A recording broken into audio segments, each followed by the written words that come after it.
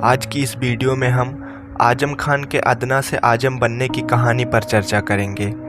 आजम खान एक ऐसे नेता हैं जो करीब 5 दशकों से यूपी की सियासत में अपना पैर मजबूती से जमाए हुए हैं। आजम खान समाजवादी पार्टी के संस्थापक सदस्य भी हैं, जो सपा सरकार में कद्दावर नेता की हैसियत रखते हैं। अब बात करते हैं हम आजम खान को राजनीति में अपार सफलता मिलने की शुरुआती वजह। बात है 1970 के दशक की। तब रामपुर में बीड़ी का कारोबार खूब जोरों पर था। बीड़ी बनाने के लिए तंदूर के पत्ते पड़ोसी राज्य उत्तराखंड और आसपास के इलाके से आते थे। उसी समय बीड़ी मजदूरों की मेहनत और कम वेतन को लेकर एक आंदोलन किया गया, जिसमें साधारण सा लड़का आजम भी उतर गया और आंदोलन में सबसे आगे रहने लगा। आजम के तेवर और बोलने के अंदाज को देखकर लोगों को लगने लगा कि आजम उनके साथ है। इसी विवाद से आजम को राजनीतिक धार मिली। आजम खान और यूपी के पूर्व मुख्यमंत्री मुलायम सिंह की दोस्ती करीब 3 दशक पुरानी है। आमतौर पर लोग कहते हैं आजम खान को बहुत कम नाराज़ या भावुक होते देखा गया है, लेकिन जब मुलायम सिंह की तबीयत खराब हुई थी तो आजम फूट फूट कर नेताजी के लिए रोने लगे थे। आजम खान के नाम ऐसे ऐसे उपलब्धियां भी दर्ज हैं जो शायद किसी और राजनेता के नाम पर ना दर्ज हो। 1 सीट से 10 बार विधायक और 1 बार लोकसभा सांसद भी रह चुके हैं, जो अपने आप में एक उपलब्धि है। और भी बहुत सारी चुनावी उपलब्धियां उन्होंने अपने इस कैरियर में हासिल किया है। 14 अगस्त 1948 को रामपुर में जन्मे आजम खान के पिता का नाम मुमताज़ खान था और उनकी बीवी का नाम तंजीम फातिमा है तथा उनके 2 बेटे अदीब खान और अब्दुल्ला आजम हैं। बीवी तंजीम फातिमा और छोटे बेटे अब्दुल्ला आजम भी विधायक रह चुके हैं, लेकिन अब्दुल्ला आजम अभी भी विधायक हैं। आजम खान अपने कामों और विवादों की वजह से खूब चर्चे में रहते हैं। जौहर यूनिवर्सिटी मंत्री रहते हुए आजम खान ने ही बनवाए हैं। बात विवादों की करें तो साल 2009 में आजम खान ने अपनी ही पार्टी के उम्मीदवार जया प्रदा के खिलाफ चुनाव में अपना प्रत्याशी उतारा। हालांकि आजम खान का प्रत्याशी चुनाव हार गया था, लेकिन सपा से उनको 6 वर्षों के लिए बर्खास्त कर दिया गया। हालांकि दिसंबर 2010 में फिर से उनको पार्टी में बुला लिया गया, जिसके बाद उन्होंने अपने और मुलायम सिंह के रिश्ते को कुछ इस अंदाज में बयां किया था: कभी खुशी से खुशी के तरफ नहीं देखा, तुम्हारे बाद किसी के तरफ नहीं देखा, ये सोच कर कि तेरा इंतज़ार लाजिम है, तमाम उम्र घड़ी के तरफ नहीं देखा। कभी अमर सिंह तो कभी कल्याण सिंह की वजह से पार्टी में आजम खान की मुश्किलें बढ़ीं, लेकिन आजम ने कभी मुलायम सिंह के लिए तीखे शब्दों का प्रयोग नहीं किया। समय के साथ साथ आजम खान का विवादों से नाता भी रहा है। आजम खान जब पहली बार 1989 में कैबिनेट मंत्री बने, तभी उन्होंने भारत माता को डायन कह दिया था। 2013 में मुजफ्फरपुर में हुए दंगों के आरोपियों को आजम खान पर मंत्री रहते हुए जेल से छुड़वाने का आरोप लगा।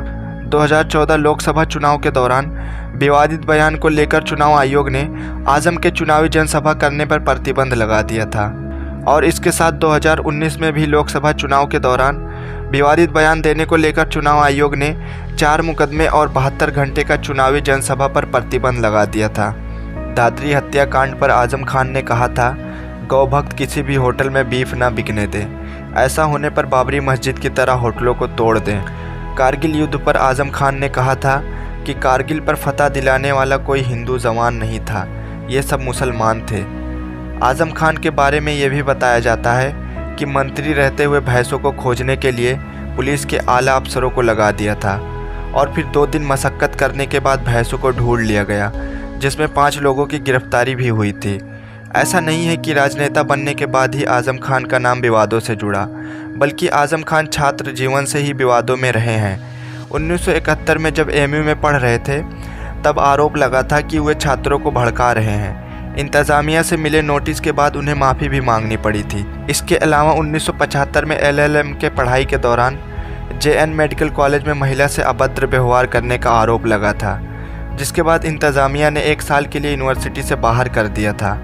और हाल ही के दिनों में जौहर यूनिवर्सिटी के निर्माण के लिए किसानों के ज़मीन हड़पने का आरोप लगा, जिसके बाद यूपी के योगी सरकार ने आजम का नाम भूमाफिया की सूची में रख दिया। आजम खान की पढ़ाई लिखाई के बारे में बात करें तो स्कूली शिक्षा रामपुर के बकर स्कूल से पूरी की, उसके बाद सुंदरलाल इंटर कॉलेज से स्नातक की पढ़ाई पूरी की और साल 1974 में एमयू से LLB ऑनर्स की पढ़ाई की। आजम खान सफल राजनेता के साथ साथ एक वकील भी हैं, जिनके अंश उनके भाषणों या टीवी इंटरव्यू या फिर विधानसभा और लोकसभा के भाषणों में सुन सकते हैं। कुल मिलाकर आजम खान देश के पढ़े लिखे नेताओं में भी गिने जाते हैं। इनके राजनीति की शुरुआत साल 1974 एएमयू में पढ़ाई के दौरान हुई। एएमयू में छात्र संघ के चुनाव भी जीते हुए थे ये।